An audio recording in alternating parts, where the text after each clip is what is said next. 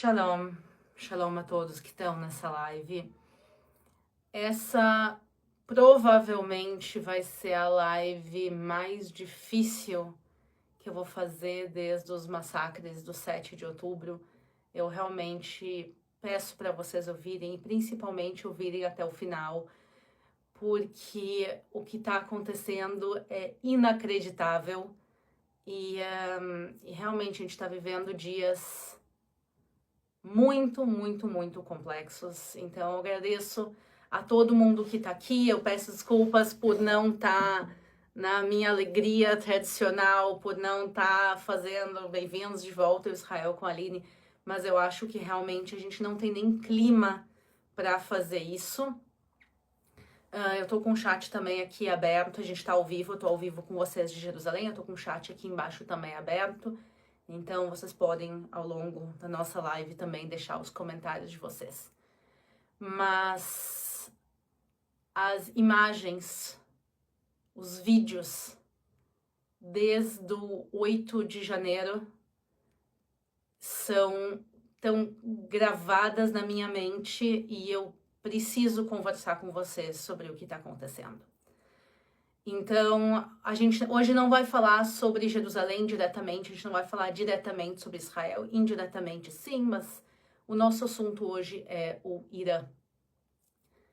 Está acontecendo um massacre. Aconteceu e está acontecendo um massacre no Irã e é inacreditável o que está acontecendo. E eu vi as imagens, eu vi os vídeos, o pouco que está saindo de informação dentro do Irã, e é horripilante. E as imagens me lembram o massacre feito pelo Hamas no 7 de outubro. A dor das mães, tem um vídeo de um pai gritando, procurando o filho numa pilha de corpos, de sacos. E ele procurando e pedindo pelo seu filho.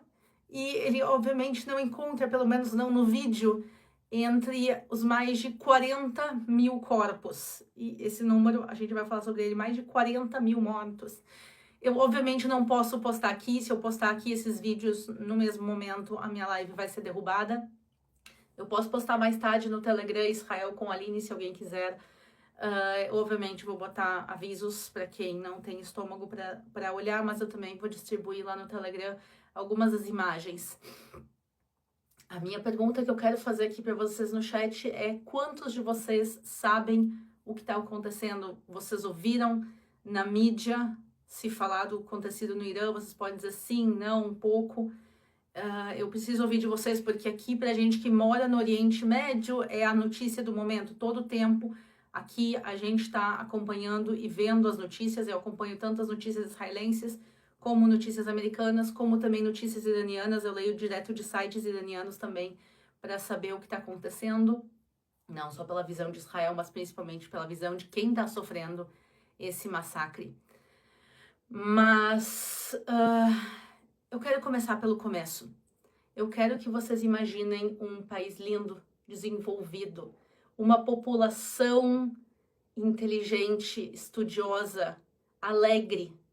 O Irã, pessoal, ou melhor dizendo, a Pérsia, é uma das nações mais bonitas e amadas aqui do Oriente Médio.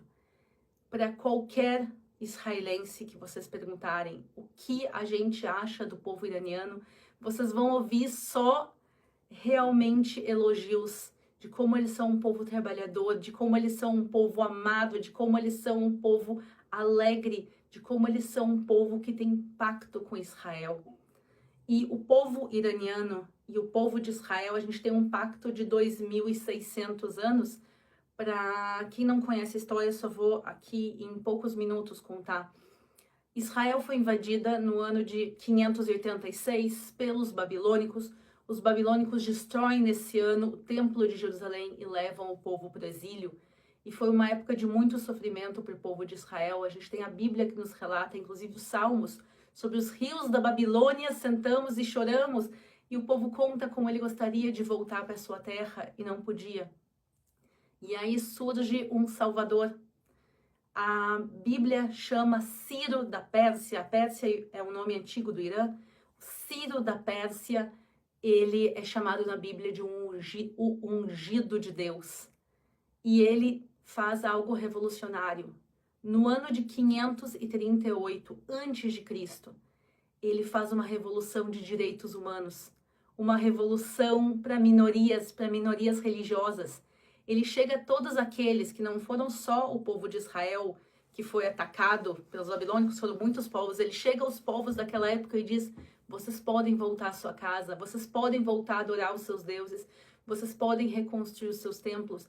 E o povo de Israel volta à sua terra, reconstrói o templo, o segundo templo de Jerusalém, e então a história do povo de Israel continua. A gente só tem a história bíblica.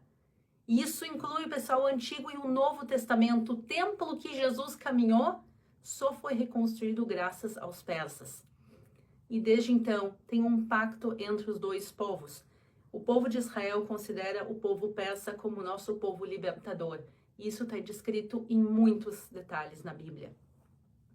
E agora imaginem esse país lindo, maravilhoso, uma nação abençoada, sendo simplesmente tomada pelo mal. E eu não posso dizer outra palavra.